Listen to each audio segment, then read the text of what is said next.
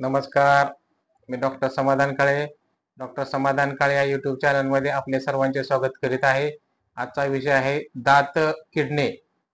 त्याला कॅव्हिटी किंवा tooth decay असे म्हणले जाते. दात लवकर पडण्याचे कारण दात किडणे हे असते. दातावर एनामल आणि डेंटिन यांचे थर असतात. त्याची जीवाणूमुळे म्हणजे बॅक्टेरियामुळे निर्माण झालेल्या ऍसिडमुळे झीज होते.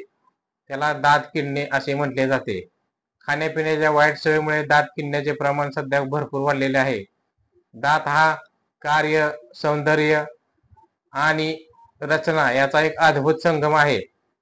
आरोग्य आणि सौंदर्याच्या दृष्टीने दातांना अतिशय महत्त्व आहे. अन्नाच्या पचन कार्यामध्ये दातांचा फार मोठा वाटा आहे. दात सुंदर असतील तर आपले हसणे पण सुंदर असते. तर ह्याची लक्षणे काय आहेत बघा. सुरुवातीला थंड आणि गरम पदार्थ खाण्यात आल्यानंतर दात दुखू लागतात. चावताना सुद्धा त्रास होतो. नंतर दाताच्या मुळाशी पू साठला जातो आणि मोठा ठणका चालू होतो. दुखणं चालू होते. दुखणं एवढं तीव्र असते की हातोडा मारल्यासारखं हातनं ठणका असतो. त्यामुळे नीट इलाज केला नाही तर दात आपल्याला कायमस्वरूपी काढून टाकावा लागतो.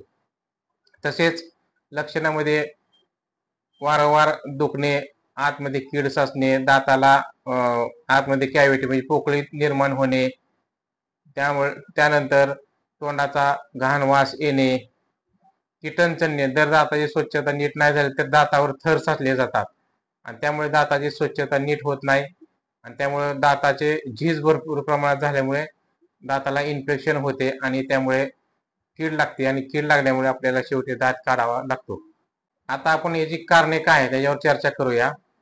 पहिली गोष्ट, अयोग्य आहार, निकस आहार, निकृष्ट दर्जाचा आहार, तळलेले, तेलकट, बेकरीचे पदार्थ, मैद्याचे पदार्थ, गोड पदार्थ जर सारखं वारंवार खाण्यात आले तर त्यामुळे तोंडाचा पीएच मध्ये बदल होतो. ऍसिडिक वातावरण तयार होतं. तोंडामध्ये ऍसिडिक वातावरण तयार झाले की ते ऍसिड मुळे आपल्याला जीवाणूची वाढ होते तोंडामध्ये आणि दातांची झीज चालू होते.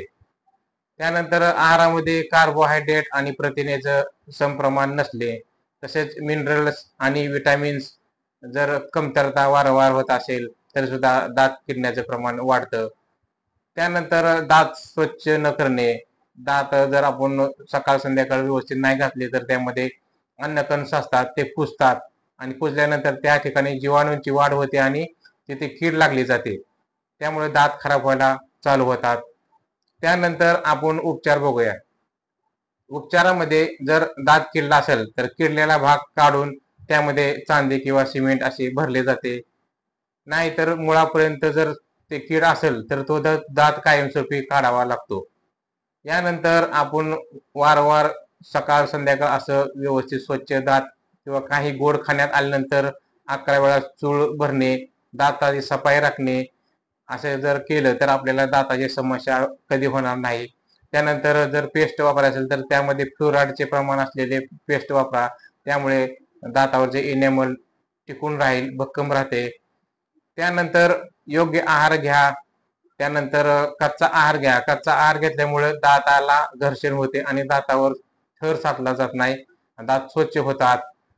त्यानंतर आपण जर एक घरगुती उपचार सांगतो. 50 ग्रॅम तुरटी आणि 10 लवंग 1 लिटर पाण्यामध्ये भिजू घालायच्या 3 दिवस आणि त्यानंतर असं रोज रात्री झोपताना चूळ भरायची 21 दिवस, तर आपला किडलेला दात सुद्धा नीट होऊन जाईल आणि आपल्याला दाताच्या समस्यावर चांगला त्याचा परिणाम होऊन जाईल. त्यानंतर जर आपल्याला गोड खायची इच्छा असेल तर जेवणाच्या शेवटी गोड खावा. त्यामुळे आपल्याला नंतर चुळा भरल्यानंतर दात घासल्यानंतर त्याचा इफेक्ट आपल्या दातावर होणार नाही. त्यानंतर एक ट्रीटमेंट सांगतो तुम्हाला. जर जास्त दात दुखी असेल, दात किडलेला असेल तर एक ॲलोपॅथिक ट्रीटमेंट सांगतो. ती 5 दिवस घ्या. मोठ्यांसाठी ही ट्रीटमेंट आहे. तर ऑगमेंटिन 625 mg गोळी सकाळ संध्याकाळ जेवणानंतर घ्या. मेट्रोजिल 400 mg टॅबलेट सकाळ दुपार संध्याकाळ जेवणानंतर घ्या. त्यानंतर किट्रॉल टॅबलेट सकाळ संध्याकाळ जेवणानंतर घ्या. पॅन 20 गोळी जेवणाआधी सकाळ संध्याकाळ घ्या आणि रोज एक विटॅमिन सी 500 mg ची गोळी असे एक महिनाभर कंटिन्यू चोखून खायची. आणि हेक्झिडिन माउथवॉश आहे, जेवणानंतर पाण्यामध्ये टाकायचं 1 टोपण 1 ग्लास आणि चूळ भरायची. सकाळ संध्याकाळ असं करा. आणि त्यानंतर एक फ्लॉस म्हणून एक आहे पद्धत. फ्लॉस म्हणजे एक दोरा असतो, तो दोरा घ्यायचा आणि दाताच्या फटीमध्ये फिरवल्यानंतर दातामध्ये जे अडकलेले अन्नकण असेल किंवा पातळ थर जमा असेल तर तो निघतो. असं आठवड्यातनं एकदा दोनदा केलं तरी सुद्धा आपली दाताची स्वच्छता चांगल्या प्रकारे होऊन जाते. तर आपल्याला माहिती कशी वाटली शेअर करा, सबस्क्राईब करा, लाईक करा. धन्यवाद.